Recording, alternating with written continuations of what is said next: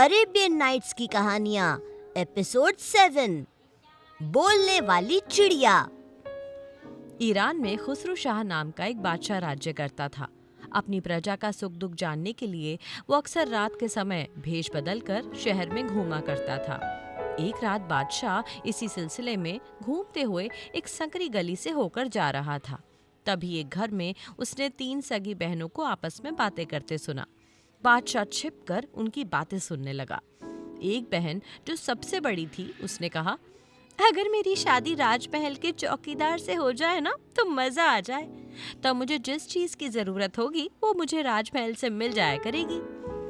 ये सुनकर मंझली बहन बोली, मुझे तो बढ़िया बढ़िया चीजें खाने का शौक है। अगर मेरी शादी राजमहल के रसोइये से हो जाए तो कितना अच्छा हो।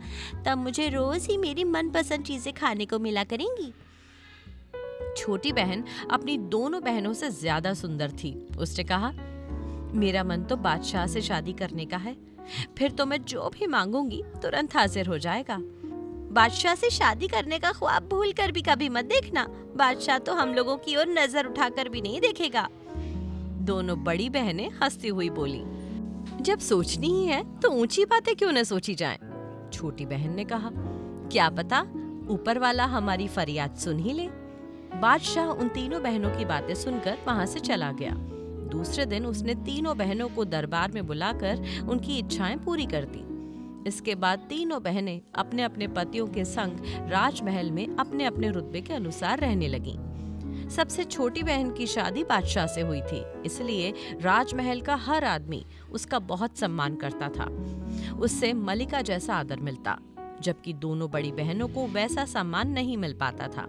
इस कारण उसकी दोनों बड़ी बहनें उससे ईर्ष्या करने लगी थी। कुछ समय के बाद छोटी बहन ने एक राजकुमार को जन्म दिया। इससे दोनों बहनें और भी जल भुन उठी। उनकी अभी तक कोई संतान नहीं हुई थी और ना ही निकट भविष्य में होने की कोई उम्मीद थी।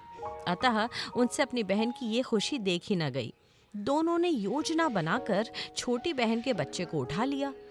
उन्होंने बच्चे को एक कपड़े में लपेटा और उसे एक टोकरी में रखकर नदी में बहा दिया और बच्चे की जगह उन्होंने एक पिल्ला लाकर रख दिया।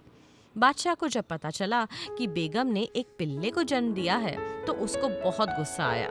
उसने बेगम को मार डालने का हुक्म दिया, लेकिन वजीर ने बादशाह को समझाया कि स्त्री की हत्या करना पाप है, इसलिए बेगम की जान बच गई।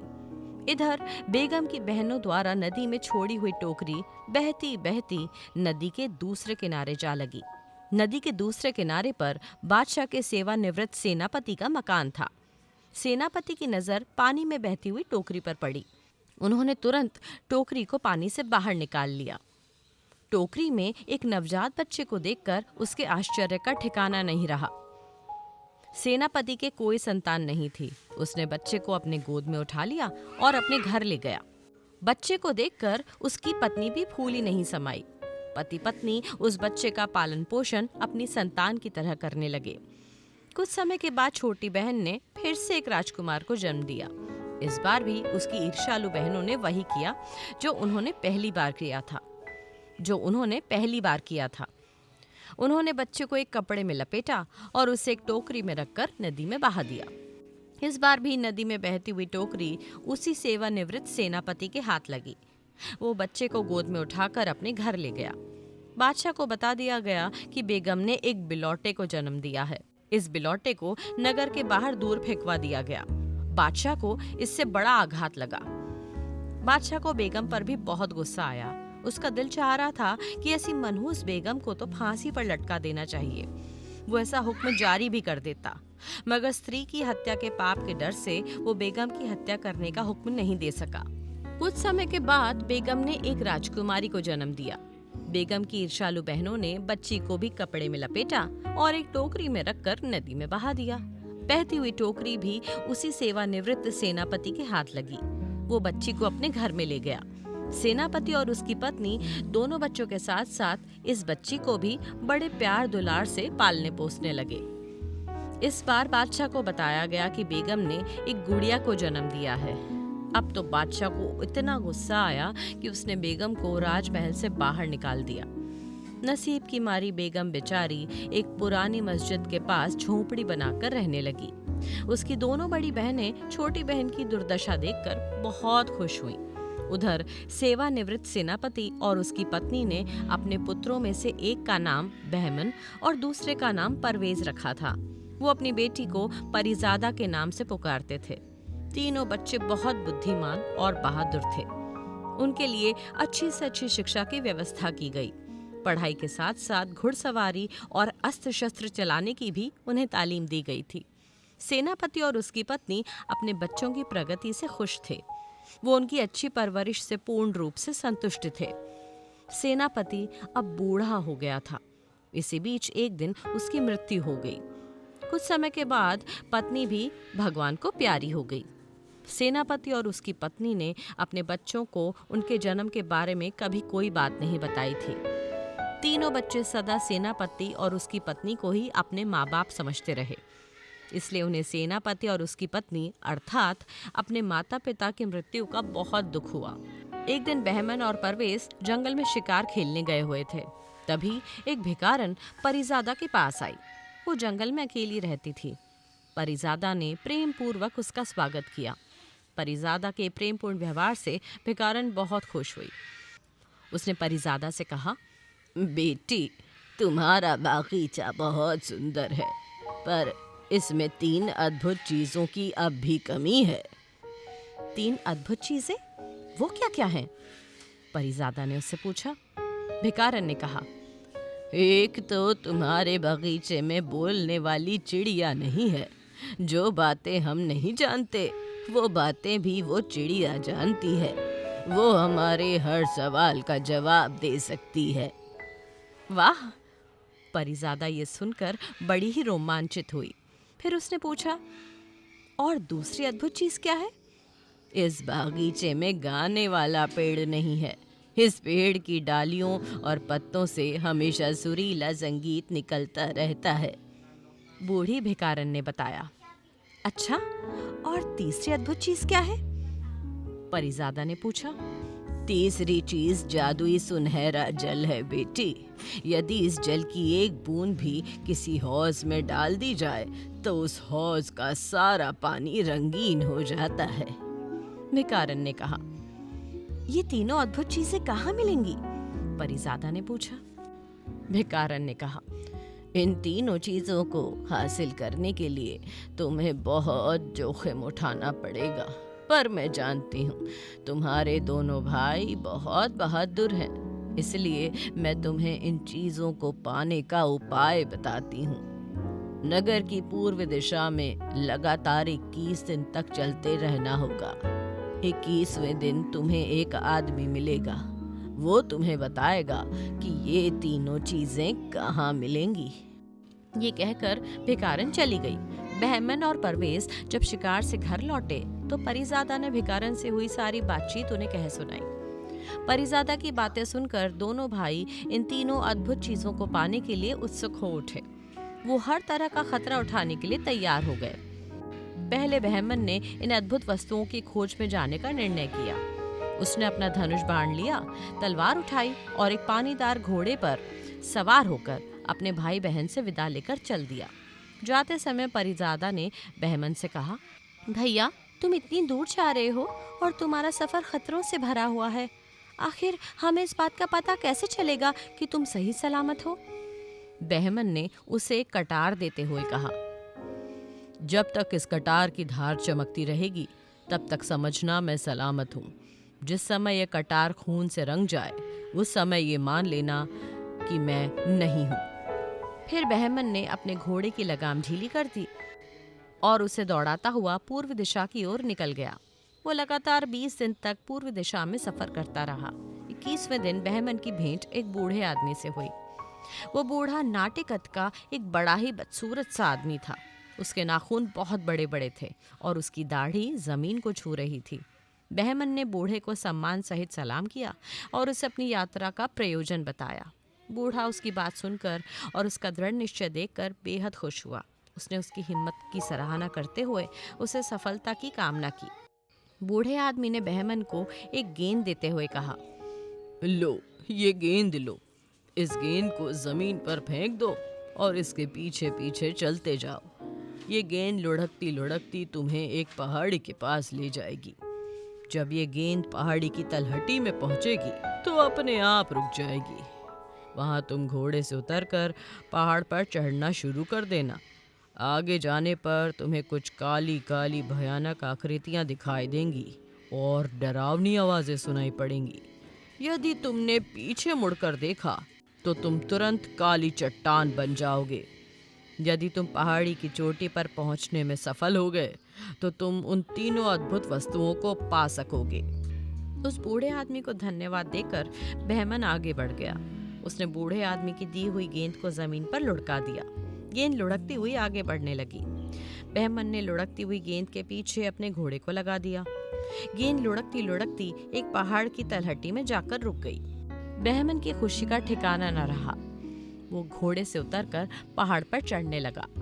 ज्यों-ज्यों करके वो आगे बढ़ रहा था, उसे भयानक आकृतियां दिखाई देने लगी। तरह तरह की डरावनी आवाजें सुनाई देने लगी। वो कह रही थी, अरे बेवकूफ, अपनी जान देने पर क्यों तुला है? क्या तुम्हारे बाल बच्चे नहीं हैं? तुझे अपनी जान प्यारी हो तो वापस लौट जा। ठीक है, अगर ये नहीं मानता तो पकड़ लो इसे और इसके टुकड़े टुकड़े कर दो।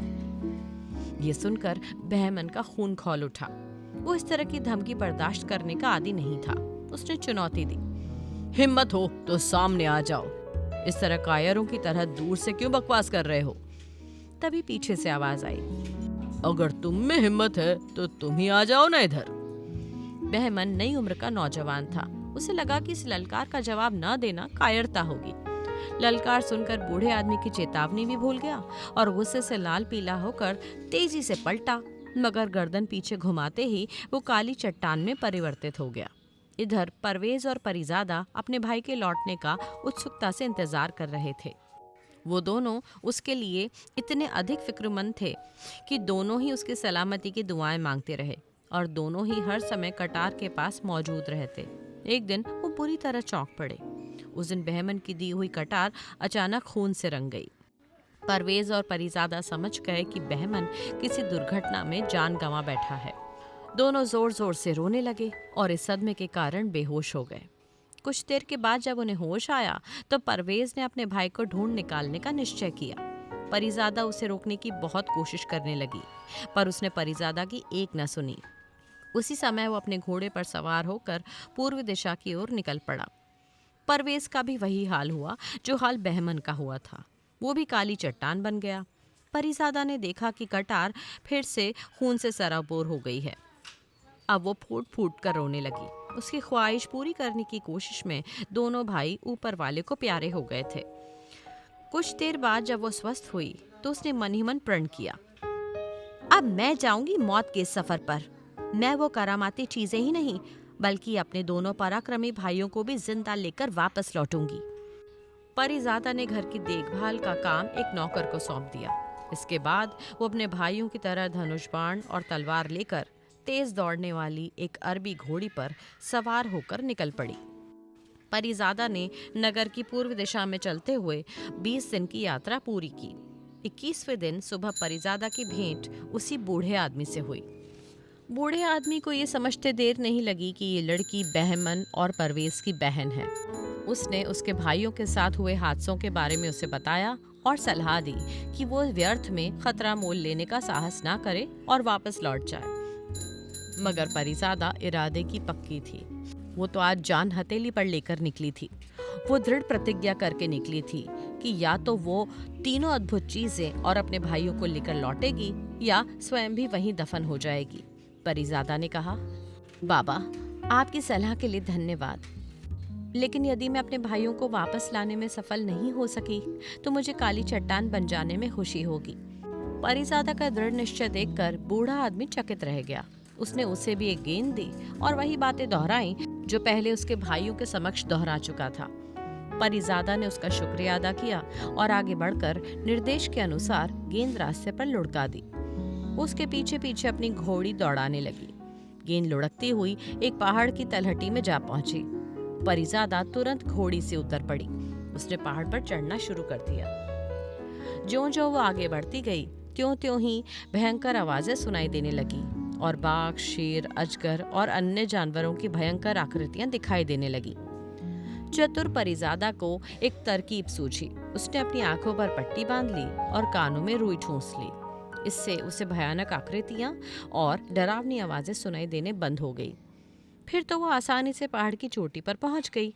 ऊपर पहुंचकर परिजादा ने आंखों से पट्टी उतार दी और कानों में से रुई के फाहे निकाल दिए। तत्पश्चात आंखें खोलते ही परिजादा को अपने सामने सोने का एक पिंजरा दिखाई दिया। पिंजरे की चिड़िया उसे देखकर चहकने लगी। चिड़िया की मीठी बोली सुनकर परिजादा बहुत खुश हुई। चिड़िया ने परिजादा से कहा, बहन, मुझे मालूम है तुमने 3 अद्भुत चीजें पाने के लिए इतना बड़ा खतरा मोल लिया है। अब तीनों अद्भुत चीजें तुम्हारे समीप हैं। ये सामने गाने वाला पेड़ है, इसमें से तुम एक टहनी तोड़ लो, इसे अपने बगीचे में लगा देना। यहाँ से 100 कदम दूर एक झरना है, एक सुराही में उसका सुनहरा पानी भी भर लो और इसे अपने साथ ले जाओ। इस तरह परिजादा ने बोलने वाली चिड़िया, गाने वाला पेड़ और सुनहरा जल प्राप्त कर लिया। अब उसे अपने दोनों भाइयों की याद आई। उनकी याद आते ही उसकी आंखों में आंसू आ गए। उसने बोलने वाली चिड़िया से कहा, क्या तुम्हें मालूम है कि मेरे दोनों भाई कहाँ हैं? क्या तुम उन्हें जीवित करने का कोई उपाय बता सकती हो? चिड़िया ने कहा, अब तो वो सब बड़ा आसान है बहन। तुम ये सुनहरा जल काली चट्टानों पर छिड़क दो, इससे तुम्हारे भाइयों के साथ साथ चट्टान बन चुके दूसरे नौजवान भी फिर से जीवित हो उठेंगे। ये सुनते ही परिजादा ने हर काली चट्टान पर सुनहरा जल छिड़क दिया। दूसरे नौजवानों के साथ साथ उसके दोनों भाई भी जीवित हो उठे। वो दौड़ कर आए और परिजादा से गले मिलकर लग गए। खुशी के मारे उनकी आंखों में आंसू छलक आए। तीनों भाई बहन तीनों अद्भुत वस्तुएं लेकर खुशी खुशी घर लौट आए। पहाड़ की चोटी से वापस लौटते समय ना उन्हें कोई भयानक आकृति दिखाई दी और ना ही डरावनी आवाजें सुनाई दी। बोलने वाली चिड़िया का पिंजरा दीवान खाने में टांग दिया गया। गाने वाले पेड़ की टहनी बागीचे में लगा दी गई। अब उसमें से मधुर संगीत निकलने लगा। बागीचे में सफेद संगमरमर से एक सुंदर हौज बनाया गया। उसमें सुराही से सुनहरा जल डाल दिया गया। हौज का पानी रंगीन हो गया। उसमें हमेशा रंगीन पानी का फव्वारा छूटता रहता। अब परिजादा और उसके दोनों भाई आनंद पूर्वक रहने लगे। एक दिन बहमन और परवेज जंगल में शिकार खेलने गए थे। वहां बादशाह खुसरू शाह से उनकी भेंट हो गई।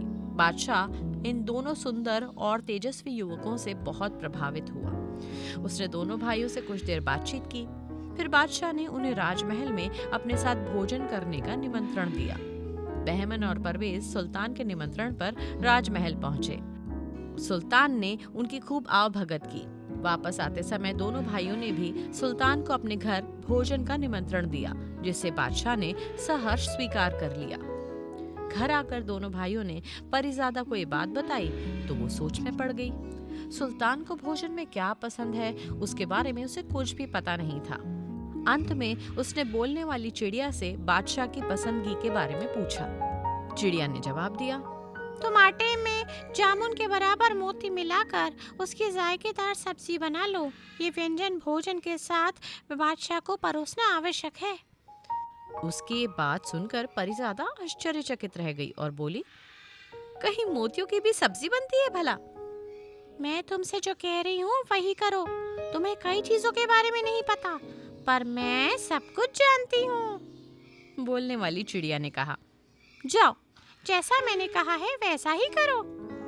और फिर बोलने वाली चिड़िया की सलाह से परिजादा ने तरह तरह के खाद्य पदार्थ बनाए। उसने मोतियों की जायकेदार सब्जी भी बनाई। शाम को बहमन और परवेज बादशाह को अपने साथ लेकर घर आए। परिजादा ने बादशाह का हार्दिक स्वागत किया। बहमन और परवेज ने बादशाह को अपना मकान और बागीचा दिखाया। बादशाह को बोलने वाली चिड़िया, गाने वाला पेड़ और हौज का सुनहरा पानी देखकर बहुत आश्चर्य हुआ। तब दोनों भाइयों ने उन्हें हासिल करने की रोमांचक कहानी बादशाह को कह सुनाई। बादशाह ने दोनों भाइयों की बातें बहुत ध्यान से सुनी। इसके बाद वो भोजन करने बैठ गए। सुल्तान ने सब्जी का एक टुकड़ा मुंह में डाला। उसे लगा कि सब्जी में कोई कठोर चीज है। उसने उस कठोर चीज को मुंह से निकाल कर देखा तो वो एक चमकता हुआ मोती था। बादशाह को बहुत ताज्जुब हुआ। उसने परिजादा की ओर देखते हुए पूछा, अरे बेटी, ये क्या? मोतियों की भी कहीं कोई सब्जी बनती है? ये सुनकर परीज़ादा झेंप गई। उसने चिड़िया की ओर देखा। चिड़िया ने तुरंत जवाब दिया, जहाँ पना गुस्ताखी माफ हो।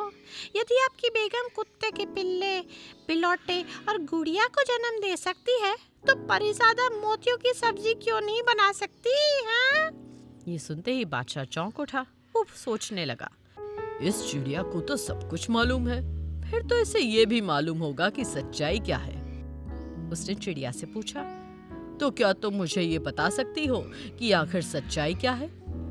चिड़िया ने कहा, जहाँ पना मैं दुनिया की हर बात की जानकारी रखती हूँ। आपके साथ भोजन करने वाले दोनों युवक और ये लड़की तीनों आप ही की संतान हैं। ये सुनते ही बादशाह सन्नाटे में आ गया। वो आंखें फाड़ फाड़ कर चिड़िया को देखने लगा। चिड़िया बताती रही, आपकी बेगम की दोनों बड़ी बहनें बेगम से बहुत ईर्ष्या करती थीं।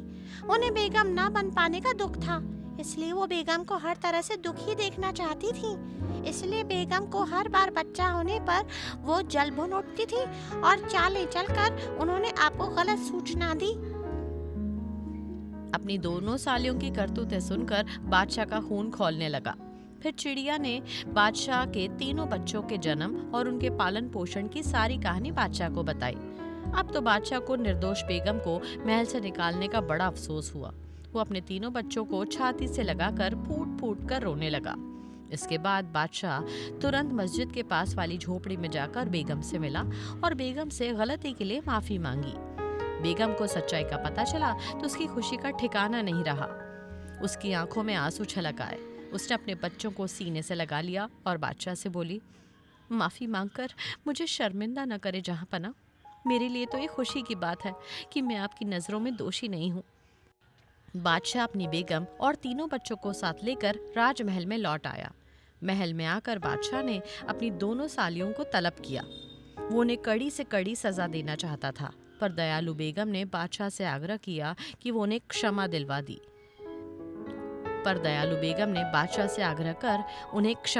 दी। और फिर बादशाह अपने परिवार के साथ आनंद से रहने लगा।